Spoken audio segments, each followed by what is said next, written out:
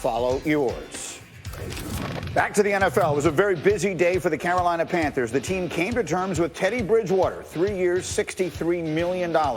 He will replace Cam Newton in Carolina. And the team said they gave Newton permission to seek a trade. Newton said he was forced into that situation. He seemed very upset about the way this was portrayed.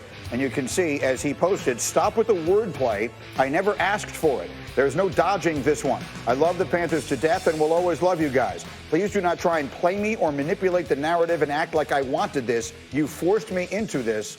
Love." Let me bring Adam Schefter back into the conversation because it does appear Cam Newton is going to need a new place to go. What is the latest you're hearing on a trade partner for Cam Newton? Well, here's the interesting part about this, Greeny, and so many stories will come back to this in the end. Basically, Cam Newton hasn't been healthy. So any team that's going to trade for him is going to want him to take a physical. They're going to want to get their hands on him. The problem is, can't do that in this day and age. You're not allowed to visit with players. Facilities are closed. So who's going to trade for Cam Newton and his $19.1 million salary at times like this when they can't figure out whether or not he's healthy? Plus, you're seeing the starting jobs filled on an almost daily basis. Teddy Bridgewater takes the Panthers job. Phillip Rivers takes the Colts job. Tom Brady is going to take the Buccaneers job.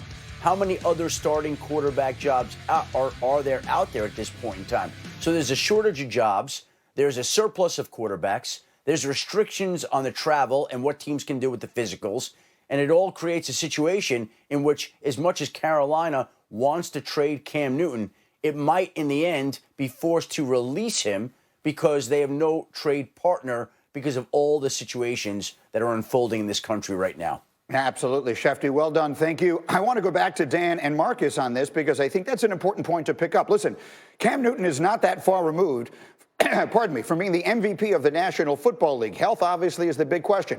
But do you see a place? Shefty is talking about not that many options. Marcus, I'll start with you. Do you see a place where Cam Newton could go next year, be the starting quarterback, and make a difference?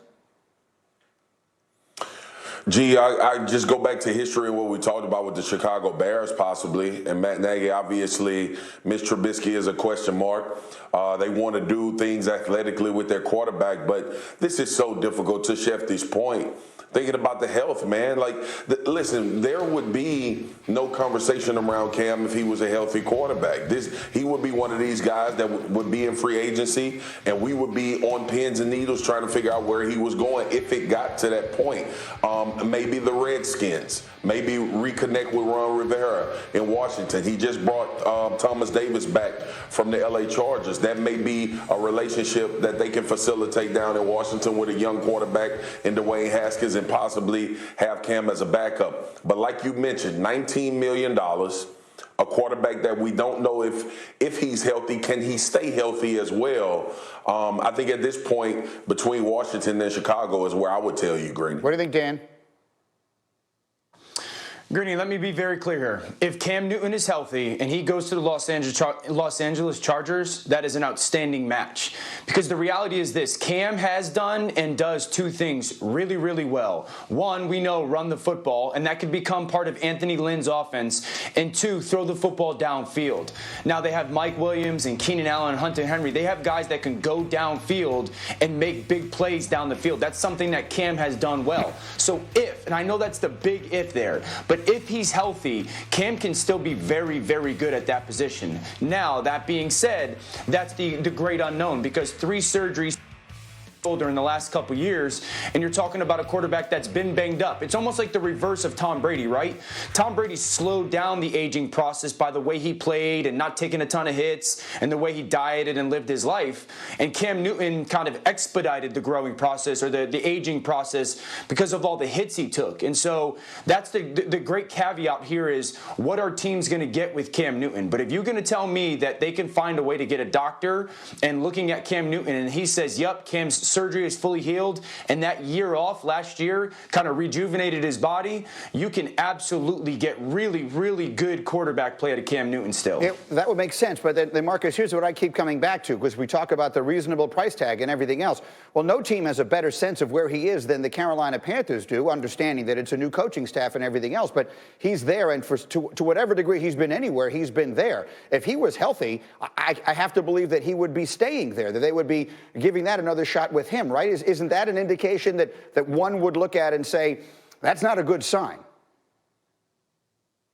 G, to your point, man, we heard this owner talk about if Cam is healthy, we'll talk about it. And I tell you guys all the time, when you're sure about your quarterback, you speak surely about your quarterback. And we knew at that point there was some things arising. Obviously, Joe Brady being there.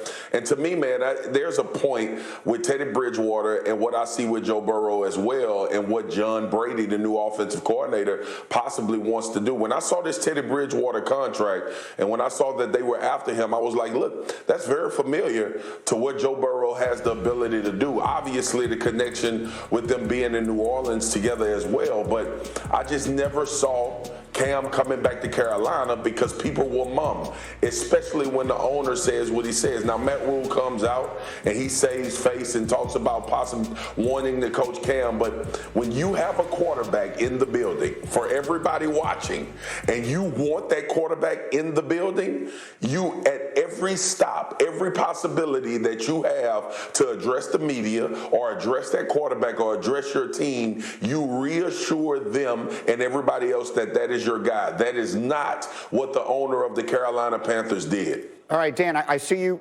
shaking your head at him. I'm going to let you respond in a couple of minutes. I have to take a very short break here, but we will come back and we'll find out what it is that he's saying that Dan so thoroughly disagrees with. As we continue, we have much more to do as we get up with you this morning. It's a question that hasn't been asked in New England for 20 years. Who's the quarterback?